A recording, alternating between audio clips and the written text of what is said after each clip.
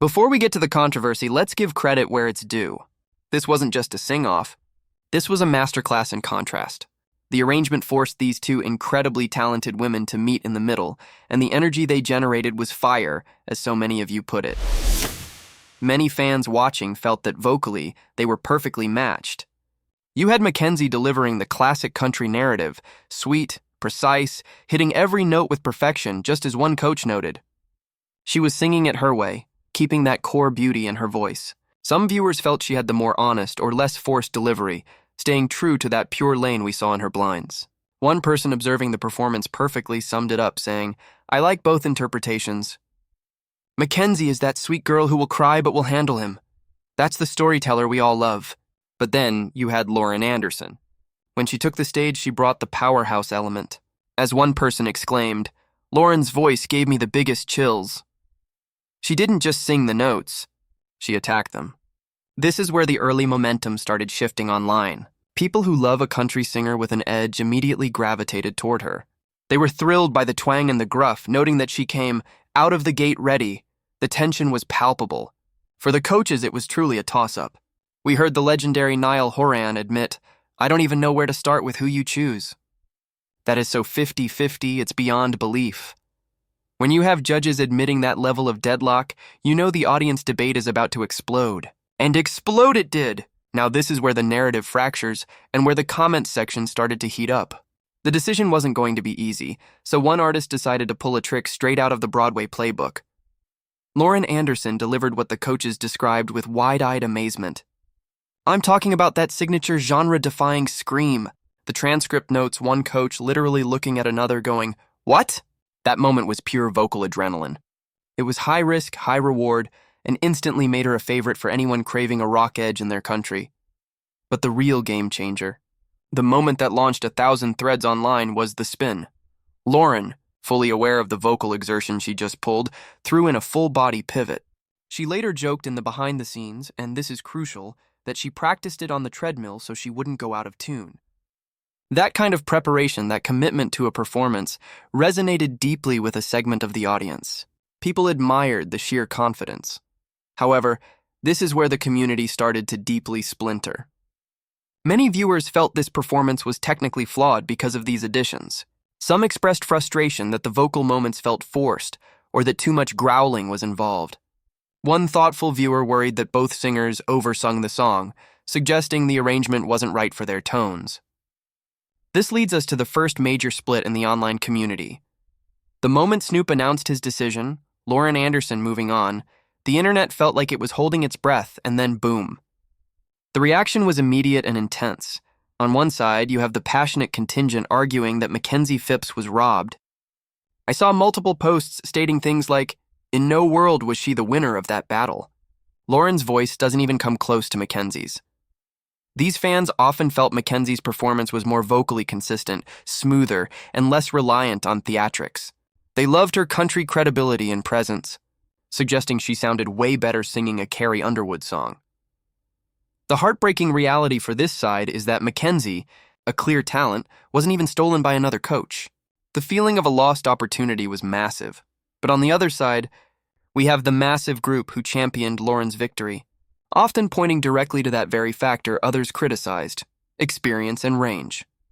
As one person stated, Lauren just has a little bit more experience to get her to the knockout. They felt she demonstrated that ability to go to another notch, which is exactly what a battle round demands. For them, the scream and the spin weren't gimmicks. They were proof of a higher level of star potential and the ability to command a massive stage, which is what the show is looking for. It's a classic reality TV paradox. Do you reward the technically perfect performance, or the one that delivers the biggest, most memorable moment? The online discussions about this single performance proved that for many, that moment, the scream, the spin, the sheer shock factor, was worth more than the steady perfection. And we cannot discuss this outcome without addressing the maestro of this musical circus, Snoop Dogg. His coaching style, as always, was utterly unique, blending genuine encouragement with pure, unfiltered Snoopisms. We saw fans genuinely delighted by his little wiggles and dances. One viewer noted, "Snoop Dogg doing that little wiggle toward the end was hilarious." but his decision-making process itself became part of the drama. When the time came for the final verdict, he brought out the famous line invoking the gangster Holy Ghost for guidance. Now, that might make some people uncomfortable, as one commenter pointed out the perceived sacrilege, but for most of the audience, it was just peak Snoop. It kept the tone light, even when the decision was tearing the fandom apart. Snoop's stated reasoning for picking Lauren boiled down to that extra gear. He praised Makenzie's sweetness, but felt Lauren had that demonstrable ability to reach a higher, rockier level, suggesting that little bit more experience to get her to the finals was the deciding factor. He recognized the risk of letting Makenzie go, even wishing he had a steal left, which confirms just how close this was in his eyes. The truth is, in a battle this close, the deciding factor often isn't the singing itself, but the story the artist tells about their potential. Lauren's story, punctuated by that audacious spin, convinced the coach that she had the higher ceiling at that moment. So, did the spin move steal the win? In a way, yes. But not because it was the best note. It was the ultimate confirmation of her intent. The spin move, paired with the scream, signaled to Snoop Dogg, "I am not just a singer. I am a performer who will do whatever it takes to win." It was a physical manifestation of the raw, slightly aggressive energy that the other coaches responded to. While Makenzie's performance was perfect and pure, Lauren's was unpredictable. And in a format like The Voice, unpredictability often tips the scales. The passion on both sides of the comment section confirms one thing. This was an incredible performance by two future stars. Makenzie, who has so much incredible talent, sadly got caught in the crossfire of a killer arrangement and an unforgettable moment from her opponent.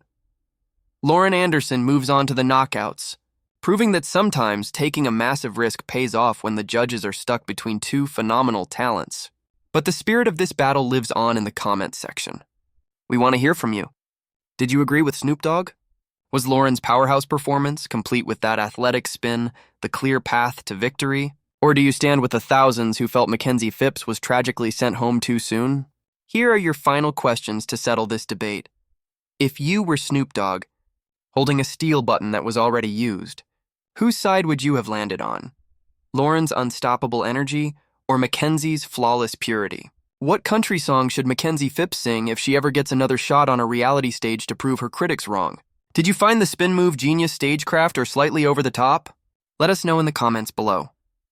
Smash that like button if you loved this battle, subscribe so you don't miss our next breakdown, and we'll see you in the next video.